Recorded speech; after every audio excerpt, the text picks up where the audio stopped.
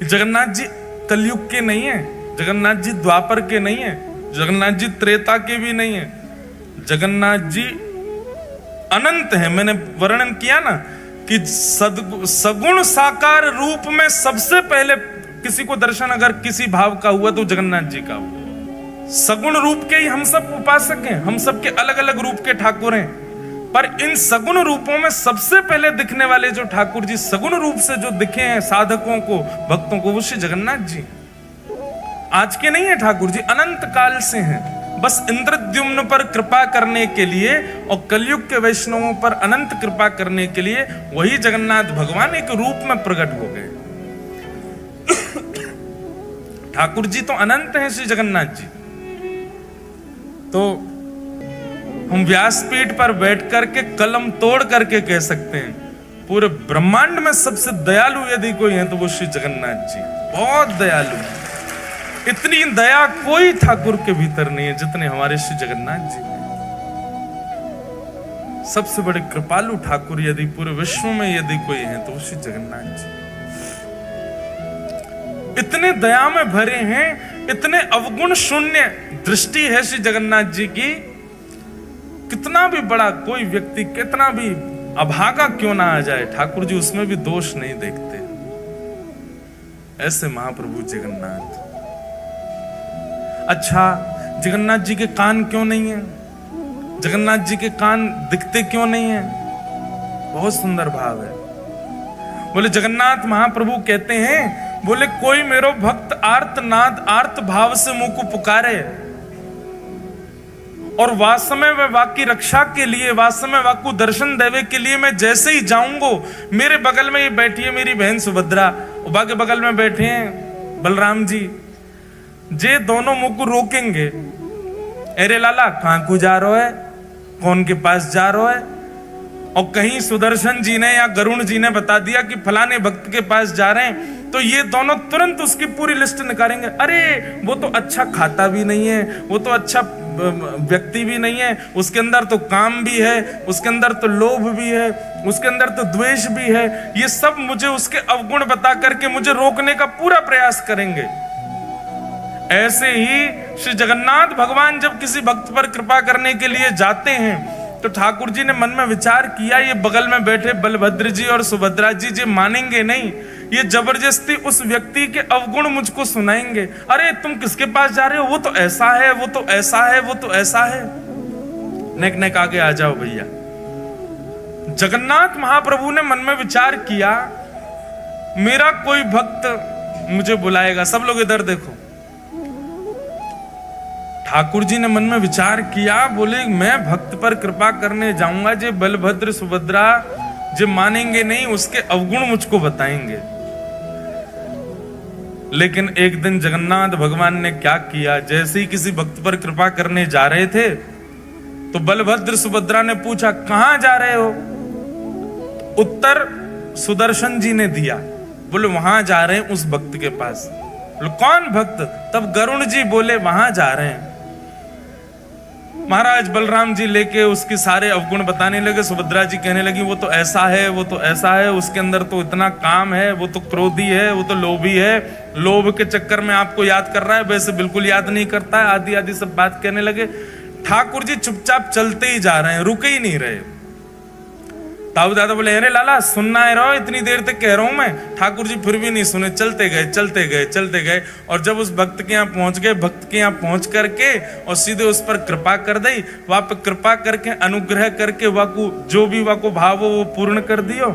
जैसे ही ठाकुर जी वहां पर कृपा करके लौटने लगे, बलराम जी खड़े गए, अरे लाला तू सुने ना है, तेरो बड़ो भैया मैं इतनी देर तक कह रहा हूं, तू ऐसे इन पर कृपा मत करे कर, जी बहुत लोभी व्यक्ति है, बहुत ऐसो है।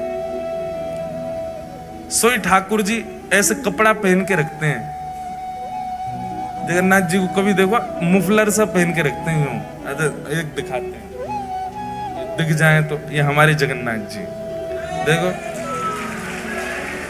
जगन्नाथ भगवान कैसे कपड़ा पहने, ऐसे पहन के रखें जैसे कितनी सर्दी लग रही है इनको। सर्दी नहीं लग रही है, जो कान छुपा के बैठे हैं अपने। बलराम जी बोल रहे लाला तू सुने ना है, चलो जाए कहीं भी मुंह उठा के और हमारी बातन ने ना माने। ठाकुर जी बोले कहाँ बोल रहे, सुनाई ना दे रही तो, अरे रुको। तब ठाकुर जी ने एक कपड़ा पीछे किया, बोले हाँ इतनी देर तक कहाँ बोल रहे, मुझको तो कुछ सुनाई ना दियो, मेरे तो कान छुपे रहे ना, मैं सुन ही ना पाऊं। तब सुभद्रा जी बोली कितनो चतुर है लाला, जाने अपने कान जामारे छुपा रखे हैं कि जे कोई भक्त पे कृपा करवे जाए और वास्तव में मैं और आप कहीं वह भक्त के अवगुण बताएंगे तो या कुछ सुनने पड़ेंगे, या हमारे पहले ही कान ढक के बैठने की, ताकि कोई भक्त पर मैं कृपा करवे जाऊं, वहां के अवगुण में कोई बताए तो वो पहले ही समझ जाए भैया मेरे कान छुपे, मैं सुनना ही रहा हूं, मैं तो जाऊंगा वहां पर कृपा करके आऊंगो। इसलिए जगन्नाथ प्रभु के कान नहीं दिखते। बड़े अद्भुत हैं श्री जगन्नाथ जी, अपने कान छुपा के बैठे हैं। कोई महाप्रभु जी का अत्यंत निकट से दर्शन कर रहा हो, पीछे वाला कह रहा है देखो इसको तो इतने बढ़िया दर्शन हो रहे हैं, ठाकुर जी ये इतना योग्य नहीं है, हम योग्य हैं। ठाकुर जी उस समय भी यही कह रहे हैं, भैया मुझे सुनाई ना दे रही है, मेरे कान बंद हैं, जो मेरे समीप आ गए हो वो मेरो है, जो मेरे दृष्टि के आगे आ गए हो मैं वाकई कोई अवगुण विचार ना करूं। कैसे कैसे भक्तन पर श्री जगन्नाथ जी ने अनुग्रह किया है। लेकिन जगन्नाथ महाप्रभु जो हैं ये प्रेम विगलित स्वरूप है। ठाकुर जी श्री जगन्नाथ रूप में व्यस्त हैं। किसमें व्यस्त हैं? ब्रजवासी और किशोरी जी की याद में व्यस्त हैं। इसीलिए प्रेम विगलित ठाकुर जी हैं, पिघल रहे हैं उस समय श्री जगन्नाथ जी। श्री जगन्नाथ महाप्रभु को सब प्रिय है, बस एक भाव छोड़ के। जब कोई उनका स्मरण करके या उनके सन्मुख जाकर के स्वयं को अनाथ कहे, महाप्रभु जी को बहुत विकलता होती है जब कोई स्वयं को अनाथ माने। कभी भी जीवन में स्वयं के प्रति अनाथ की भावना लगती हो, महाप्रभु जगन्नाथ जी का स्मरण करो, सबके नाथ। विश्व प्रसिद्ध रथ यात्रा, अब जगन्नाथ जी प्रकट कैसे हुए, जगन्नाथ जी का रूप क्या है? तो श्री जगन्नाथ जी जो हैं ये प्रेम विगलित स्वरूप है ठाकुर जी का। इसमें ठाकुर जी व्यस्त हैं, ब्रजवासी और किशोरी जी की याद में व्यस्त हैं। ऐसे स्वरूप के सामने जाकर के आप जो बोलोगे, लेकिन आपको कहानी देनी पड़ेगी ठाकुर जी को। कहानी देने का मतलब क्या है? एक वचन देना पड़ेगा श्री जगन्नाथ जी। बहुत ध्यान से सुनना। हे नाथ, हमारे जीवन में ये आर्त है, हे नाथ हमारे जीवन में ये विपत्ति है, हे नाथ हमारे जीवन में ये संकट है, ये काम बन नहीं रहा, ये सब जगन्नाथ भगवान से कह दो। लेकिन इसके बदले जगन्नाथ भगवान को एक लोभ दे दो, एक वचन दे दो। क्या? अगली बार आऊंगा तो एक ब्रजवासी को लेके आऊंगा, आपका काम पक्का ठाकुर जी पूर्ण करेंगे। क्योंकि श्री जगन्नाथ महाप्रभु को ब्रजवासी बहुत प्रिय है। हमारे स्वामी श्री हरदास जी की वाणियों में कहीं ऐसा प्रसंग आता है, एक बार स्वामी जी के कुछ वैष्णव जन वृंदावन से जगन्नाथपुरी जाने के लिए निकले, और उस समय की बात है जब इतने साधन नहीं हुआ करते थे। वृंदावन से वैष्णव निकले हैं जगन्नाथपुरी के लिए, और वृंदावन से वैष्णव जा रहे हैं तो अब जैसे भी साधन, पैदल जाएंगे, बैलगाड़ियों में जाएंगे, समय तो बहुत लगना है पहुंचने में। लेकिन जिस समय वृंदावन से वैष्णव निकलते हैं जगन्नाथपुरी दर्शन के लिए, यहां मंदिर में पुजारी जी जैसे ही जगन्नाथ भगवान को प्रणाम करने जाते हैं तो ब्रह्म वेदी पर बैठे गोल मटोल हमारे श्री जगन्नाथ जी ऐसे झूमने लग जाते हैं। तो पुजारी जी कहते हैं, महाप्रभु जी आज बड़े प्रसन्न हो। बोले, हम इसलिए प्रसन्न हैं क्योंकि वृंदावन से 4 वैष्णव निकले हैं जगन्नाथपुरी आने के लिए। हम अब हमको प्रतीक्षा नहीं हो रही है। मुझे एक एक क्षण का ऐसा लग रहा है कि कब वो क्षण आवे, ब्रजवासी सामने से आवे। भैया हम तुमसे प्रार्थना कर रहे हैं, उनकी रहने की उत्तम व्यवस्था कर देना, उनके प्रसाद की उत्तम व्यवस्था कर देना, और वे जब आ जाए ना तो उनको ला करके मेरे हृदय से लगा देना। इतना प्रेम करते हैं श्री जगन्नाथ जी ब्रजवासियों से। उन्हीं ब्रजवासियों के स्मरण में श्री जगन्नाथ जी का ऐसा रूप, ऐसे हाथ, ऐसा उदर, ऐसा स्वरूप बन गया ठाकुर जी का। ये प्रेम की 10वीं अवस्था है। प्रेम की 10वीं अवस्था का स्वरूप क्या है कि प्रेमी अपने प्रियजनों की याद करके, अपने प्रेमी की याद करके, याद करता करता पिघलने लग जाता है मोम की तरह। श्री जगन्नाथ महाप्रभु ब्रजवासियों की याद में पिघल गए। किशोरी जी के स्मरण में, ये किशोरी जी के विरह का स्वरूप है श्री जगन्नाथ जी का। हमारे प्यारे गिरधर लाल जी साल में एक बार श्री जगन्नाथ जी का रूप धारण करते हैं रथ यात्रा वाले दिन। और मैंने कई बार कथाओं में बताया भी है कि हमारे प्यारे गिरधर लाल जी जगन्नाथ भगवान का रूप तब तक धारण करते ही नहीं है जब तक उनको कोई विरह का पद ना सुनाओ। किशोरी जी के विरह का कोई भी भाव सुना दें ठाकुर जी को, तुरंत ठाकुर जी जगन्नाथ बन जाते हैं। प्रेम धन स्वरूप है जगन्नाथ, रस धन स्वरूप है जगन्नाथ, आनंद धन स्वरूप है जगन्नाथ, और महाप्रभु स्वरूप है जगन्नाथ। तो ऐसे जगन्नाथ जी भगवान श्री कृष्ण के अनेक रूप हैं, पर उन रूपों के सन्मुख जाकर के आप अपनी जिज्ञासा प्रकट करो। पूर्ण होगी नहीं होगी कुछ गारंटी नहीं है, पर जगन्नाथ जी से आप जो चाहो वो अपना पूर्ण करवा सकते हो। बस शर्त इतना, बदले में एक ब्रजवासी से मिलवाना पड़ेगा श्री जगन्नाथ जी को। अगली यात्रा जब करो तो जैसे आप अपने मित्रों से पूछते हो, रिश्तेदारों से पूछते हो, पूरी चल रहे हो क्या, सब व्यवस्था कर लेंगे, एक किसी ब्रजवासी को ले जाओ, ब्रज के किसी रसिक से पहले तो संबंध बनाओ, उससे मित्रता करो, फिर उसको फोन करो कि भाई हम जगन्नाथपुरी जा रहे हैं, आप चलोगे क्या। पलकों पे बैठा के ले जाना ब्रजवासी को, चाहे सिर पे चढ़ जाए, लेकिन फिर भी ब्रजवासी को लेकर के जाना, तब दर्शन करना जगन्नाथ जी का। बड़ो प्यारो लाल है, बड़ो प्यारो ठाकुर है श्री जगन्नाथ। कितनी बात कहूं, मैं तो यही विचार कर रहा हूं शुरू कहां से करूं, कहां से बताऊं, उनके रूप का वर्णन करूं, उनके स्वभाव का वर्णन करूं, उनके गुण का वर्णन करूं, किस भाव का वर्णन करूं। सब में रस ही रस है श्री जगन्नाथ जी के। अनंत वर्षों तक निर्गुणियों ने, बहुत ध्यान से सुनिएगा, अनंत वर्षों तक निर्गुणियों ने निर्गुण ब्रह्म की उपासना की। निर्गुण समझते हैं, निर्गुण ब्रह्म समझते हैं, जिनका रूप नहीं होता, जिनका कोई गुण नहीं होता, जिनका कोई स्वरूप नहीं होता, उनको निर्गुण कहते हैं। निर्गुण ब्रह्म के उपासक क्या करते हैं, नेत्र बंद करके बस बैठे रहते हैं और एक शून्य का दर्शन करते हैं। उनके ठाकुर का कोई ना तो नेत्र है, ना कान है, ना नाक है, ना मुख है, कुछ भी नहीं है। अनंत वर्षों तक निर्गुणियों ने निर्गुण ब्रह्म की उपासना की, तब निर्गुण ब्रह्म की उपासना करने के फलस्वरूप उनको एक स्वर सुनाई दिया। और वह स्वर क्या था कि मैं आप लोगों के भजन से बहुत प्रसन्न हूं, पर आपका ये निर्गुण उपासक बनना ये आपको सुख देगा, मुझको सुख नहीं देता है। इससे केवल आपका पेट भर रहा है। निर्गुण की उपासना करके आप केवल अपनी इच्छा की पूर्ति कर रहे हो, अपने निर्गुण ब्रह्म की उपासना कर रहे हो, पर मुझे सुख नहीं मिल रहा है इससे। तब निर्गुणियों ने पूछा, तो फिर ठाकुर जी आपको सुख कैसे मिलेगा।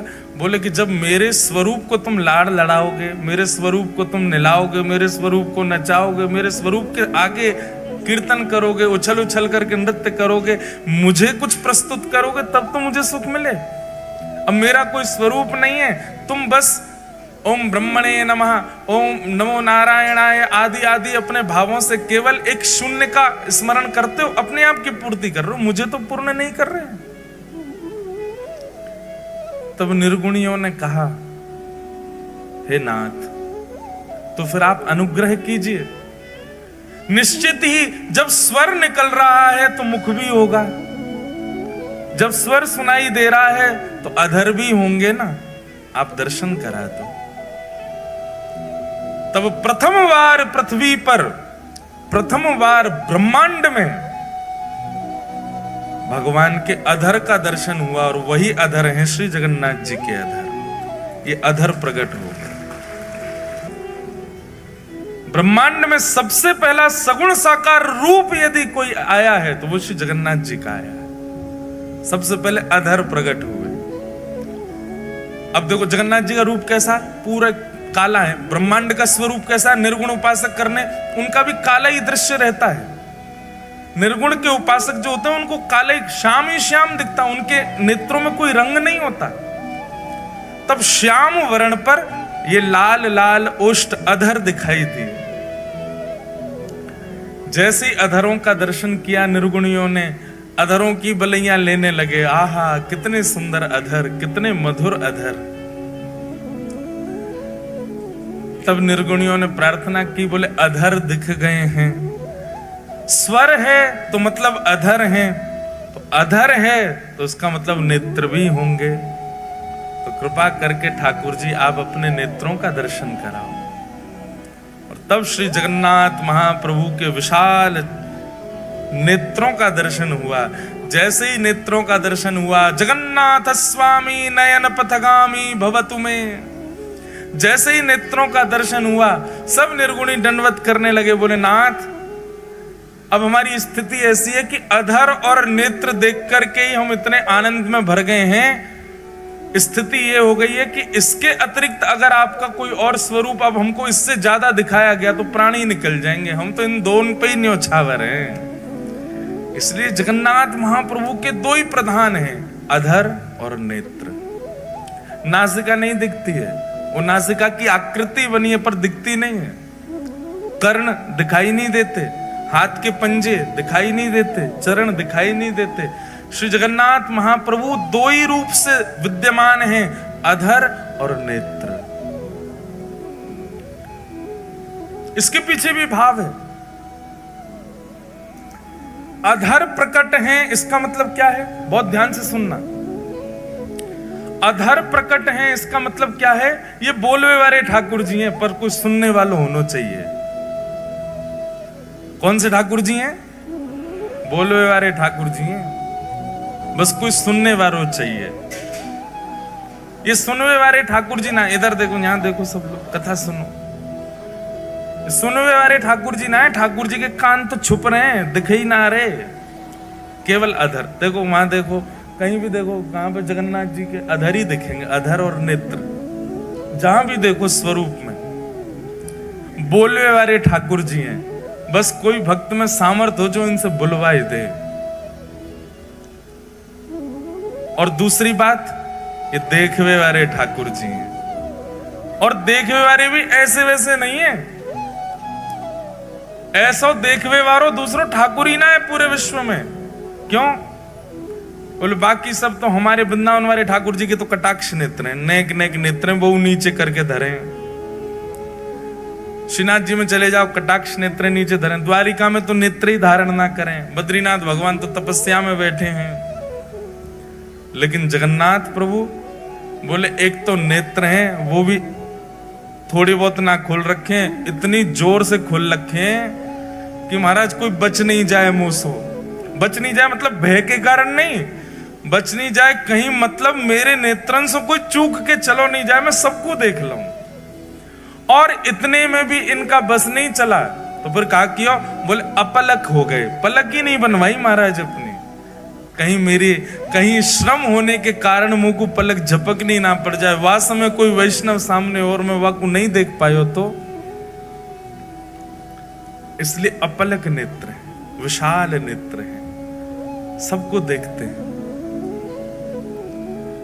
एक बात आप बिल्कुल लिख लीजिएगा, जगन्नाथ भगवान के दर्शन की प्रधानता कम है, जगन्नाथ मंदिर में जाके स्वयं को दिखावे की प्रधानता है कि ठाकुर जी हमको देख लो। आप लोग मंदिर जाते हैं और उछट करके देख रहे हैं हमको जगन्नाथ जी दिख जाए। जगन्नाथ जी को मत देखो। आप जगन्नाथपुरी जाएंगे तो जगन्नाथपुरी में एक अनुभव, इधर देखो इधर देखो, जगन्नाथपुरी में एक अनुभव होगा आपको। अगर आपका भीतर प्रवेश नहीं हुआ, वो भी सुबह या शाम को ही खुलता है भीतर का दर्शन जो है। अधिकतर दर्शन कहां से होगा? जहां पर गरुण स्तंभ है, वो गरुण स्तंभ के, अब आप में से जगन्नाथपुरी गए कितने, पहले हाथ ऊपर करो। ओहो, फिर तो जो नहीं गए वो कैसे समझेंगे, मैं तो पूरी इमेजिनेशन बता रहा हूं। चलो, जो नहीं गए हैं वो इमेजिन ही कर लो। अगली बार जाओगे तो फिर आपको पहले से ही पता होगा गरुण स्तंभ कहाँ है, ठाकुर जी की ब्रह्मवेदी कौन सी है, ठाकुर जी का भोजन मंडप कौन सा है, ठाकुर जी की रसोई घर कौन सी है, ये सब पहले से ही सुन के चले। जो गए हैं उनका सौभाग्य, और जो नहीं गए हैं उनका बहुत बड़ा सौभाग्य कि आपको पहले कथा सुनने को मिल रही है। पहले पूरी जानकारी ले लो फिर चले जाना। और भाई ये कथा भूलने लग जाओ, उससे पहले पहले हुआ ना। तो इसलिए जितने लोग यहाँ बैठे हो, छुट्टी ढूंढो, जल्दी जाओ, जगन्नाथपुरी होके आओ। तो जो लोग गए हैं वो लोग तो सब समझ जाएंगे, जो नहीं गए वो इमेजिन करो। तो जैसे ही आप मंदिर में जाते हैं तो अब मंदिर का तो बहुत बड़ा रूप है, एक एक चीज बताएंगे हम। सिद्धियों का क्या भाव है, मुख्य द्वार कौन सा है, उत्तर द्वार, दक्षिण द्वार, पश्चिम, सबके भाव है, अपने अपने भाव हैं। जैसे जैसे सामर्थ्य ठाकुर जी देंगे बताएंगे। पर जब आप मुख्य मंदिर में प्रवेश करेंगे जहां श्री जगन्नाथ जी विराजते हैं, तो जहां से अमूमन दर्शन सबको किया जाता है, वहां से भी जगन्नाथ जी इतनी दूर होते हैं कि ऐसे 3 हॉल, सबसे पीछे वाली मैया से मुझ तक जितनी दूरी है, इतने 3 हॉल भीतर, और लंबे, और 4 हॉल समझ लो, इतने भीतर बैठे हैं श्री जगन्नाथ जी। वहां से दिखेंगे आपको। जगन्नाथपुरी में प्रत्यक्ष दर्शन केवल सुभद्रा जी का होता है, स्पष्ट दर्शन होगा आपको। बीच में बैठी है सुभद्रा जी। तो द्वार है तो बहुत विशाल, लेकिन दूरी इतनी होती है कि जब आप भीतर प्रवेश करोगे तो इतने तो आपको बलराम जी दिखेंगे। बलराम जी सबसे पहले घुसते ही आपको बलराम जी दिखेंगे, इतने। फिर बलराम जी के बाम अंग में बैठी हैं सुभद्रा जी। सुभद्रा जी पूरी दिखेंगी। और जिनके दर्शन के काज पूरी दुनिया गई है, जगन्नाथ जी, वो इतने भी नहीं दिखते, इतने दिखते हैं, बस इतने ही दिखते हैं। आधी सी आंख दिखे उनकी। पूरी दुनिया आप देखेंगे जगन्नाथपुरी में, सारी भीड़ कहां होती है, वहां कोने में। सबकी दृष्टि ऐसी है, बोले वहां कोने में देखो जगन्नाथ जी दिख रहे होंगे। वो जगन्नाथ जी कितने दिखते हैं, कितनों कोने में घिस लो, इतने ही दिखते हैं, उससे ज्यादा नहीं दिखते। इसका मतलब क्या है? जगन्नाथपुरी में श्री जगन्नाथ जी को देखवे के काजे उमड़ो मत। जगन्नाथ जी कह रहे हैं हमने सबको देखवे के काजे सुभद्रा जी बीच में बैठा रहेंगे, बस तुम खुद को दिखा दो कि तुम आए हो। और तुम मुझे देख पाओ नहीं देख पाओ बिल्कुल चिंतित मत हो, पर मेरी दृष्टि तुमको देखे ही लेगी। इतने बड़े बड़े नयन महाराज बना के काय को खड़े हैं हम, ये अपलक नेत्रन से काय को खड़े हैं, ताकि तुम मुझे दिख जाओ। अच्छा, श्री जगन्नाथ जी के नेत्र विशाल क्यों है? क्योंकि वो सबको देखते हैं। और ये 2 ही प्रधानता है श्री जगन्नाथ जी के रूप में, अधर और नेत्र। बाकी सब जगह हमारे वृंदावन में राधा रमन जी सब जगह प्रधानता बांकी अदा है, हाथ ऐसे हैं, पाम त्रिभंग लली हैं, मुकुट ऐसा है। जगन्नाथ जी की 2 ही प्रधानता है, नेत्र और अधर। तो देखवे वारे ठाकुर जी, बोलवे वारे ठाकुर जी, कोई बुलवानो जाने बस जगन्नाथ प्रभु से। अधर हैं तो मतलब गावे वाले ठाकुर जी हैं, इसलिए जयदेव महाप्रभु की स्तुति में गाए हैं ठाकुर जी। पहली बार ठाकुर जी गा रहे हैं किसी की स्तुति में। ये जय जय देव हरे ठाकुर जी गा रहे हैं, ये जयदेव महाप्रभु नहीं गा रहे हैं। इस अष्टपदी की विशेषता है कि जयदेव महाप्रभु तो वर्णन करना चाहते हैं जय जगदीश हरे, अभिनव जलधर सुंदर धृत मंदर ए, श्रीमुख चंद्र चकोर जय जगदीश हरे, ये लिखना चाह रहे हैं जयदेव महाप्रभु तो। पर जयदेव महाप्रभु ने जाकर के जैसे ही जगन्नाथ महाप्रभु को ये अष्टपदी सुनाई, ये अष्टपदी सुनकर के जगन्नाथ भगवान के अधर जो है वो बोल पड़े। और जयदेव महाप्रभु को वाद्य होना पड़ा अपनी लेखनी मिटाने पर। बोले जब ठाकुर जी स्वयं गा रहे हैं तो फिर हम अपनी क्यों थोपें जय जगदीश हरे। तो जैसे ही जयदेव महाप्रभु बोले अभिनव जलधर सुंदर धृत मंदर ए श्रीमुख चंद्र चकोर, जयदेव महाप्रभु तो गा रहे हैं जय जगदीश हरे, पर जयदेव महाप्रभु की आवाज किसी को सुनाई नहीं दी। इतने वेग से जगन्नाथ प्रभु ने गाया कि सबको एक ही स्वर सुनाई दिया, जय जय देव हरे। जगदीश की जय जय नहीं है, जगदीश को भजवे वारे जयदेव की जय हो। बोलवे वारे ठाकुर जी हैं जगन्नाथ जी, कोई बुलवानो जाने। जगन्नाथ जी को सबसे पहले पुकारा है श्रीमद् भागवत जी में उत्तरा ने। नाथ शब्द का अर्थ क्या होता है? नाथ किसको कहते हैं? रक्षक को नाथ कहा जाता है। किसको कहते हैं?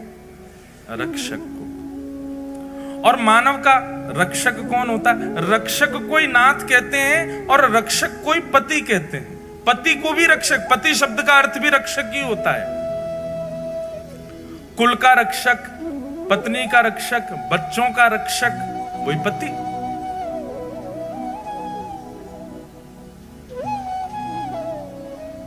जगन्नाथ और जगतपति शब्द में कोई अंतर नहीं है, एक ही है दोनों। नाथ और पति एक ही बात होती है। भागवत जी में सबसे पहले उत्तरा कहती है, भगवान को सबसे पहला नाम क्या दिया? महायोगिन। बहुत ध्यान से सुनो सब लोग, इधर देखो क्या कहा? महायोगिन। कौन है? पाहि पाहि महायोगिन। महायोगिन का मतलब क्या है? बोले योगी नहीं है ये महायोगी है। बोले योगी किसको कहते हैं? बोले योगी उसको कहते हैं जो नेत्र बंद करके बैठा रहे, ध्यान लगावे, घंटों तक, वर्षों तक, महीनों तक नेत्र ना खोले, उसको योगी कहते हैं। बोले ये कौन है? बोले योगी नहीं है, ये महायोगी है। बोले क्यों? बोले जादनाते बैठे वादनाते आंख बंद ही नहीं करी है, आंख खोल के बैठे। आंख बंद करके बैठना ये एक योगी कर सकता है और कोई भी कर सकता है। आंख बंद करके कोई भी बैठ सकता, पर आंख खोल करके बैठना ये योगी नहीं कर सकता, ये तो महायोगी कर सकता है। आप नेत्र खोल करके अपलक नेत्रों से कितनी देर बैठ सकते? ज्यादा से ज्यादा 30 सेकंड, 1 मिनट। नैका देर में आंसू आने लगेंगे, आंखें लाल पड़ जाएंगी महाराज, पलक आपको झपकनी पड़ेगी। तो नेत्र बंद करके बैठना ये कोई बड़ी बात नहीं है, लेकिन फिर भी योगी मान लेंगे हम नेत्र बंद करके बैठने वाले को। पर ये कौन है? बोले ये तो महायोगी हैं। महायोगी क्यों है? बोले नेत्र खोल करके बैठे, अपलक नेत्रों से बैठे, झपकते ही नहीं है। पाहि पाहि महायोगिन। और कौन है? बोले देव देव, देवों के भी देव हैं। सारे देवता आते हैं और सब आकर के श्री जगन्नाथ जी को प्रणाम करते हैं। महाप्रभु जगन्नाथ जी के संपूर्ण मंदिर में 33 कोटि देवता हैं। पूरे मंदिर में सब प्रणाम करते हैं, सब नीचे आकर के हाथ जोड़ करके खड़े रहते हैं। तो कौन है? बोले देव देव, देवों के भी देव हैं। और कौन है? बोले तब नामकरण हुआ जगतपते। जगतपति, जगत के रक्षक, जगत के नाथ श्री जगन्नाथ। जगतपति ये पूरे विश्व की रक्षा करते हैं, पूरे जगत की रक्षा करते हैं। दो अर्थ होते हैं भगवान के नाम के। एक तो अर्थ है जगत के नाथ, और दूसरा जब हम जल्दी जल्दी बोलते हैं जगन्नाथ, मतलब जग के अन्न के नाथ। अब जगतनाथ कहो, जग के अन्न के नाथ कहो, बात एक ही हो जाती है। अन्न से ही हम सब लोगों का पोषण होता है। उस अन्न के जो स्वामी हैं वो जगन्नाथ। एक प्रकार से जगन्नाथ कहने का मतलब यह है कि हम सब पत्नी है, हमारे पति कौन है? श्री जगन्नाथ जी। हम सबके स्वामी हैं, हम सबके रक्षक हैं श्री जगन्नाथ। और मैं आजकल के युवाओं को भी देखता हूं, आप गाने सुनो, आप दुनिया भर के ढोल नगाड़े सुनो, आपके पैर थिरकेंगे, आपका शरीर थिरकेगा।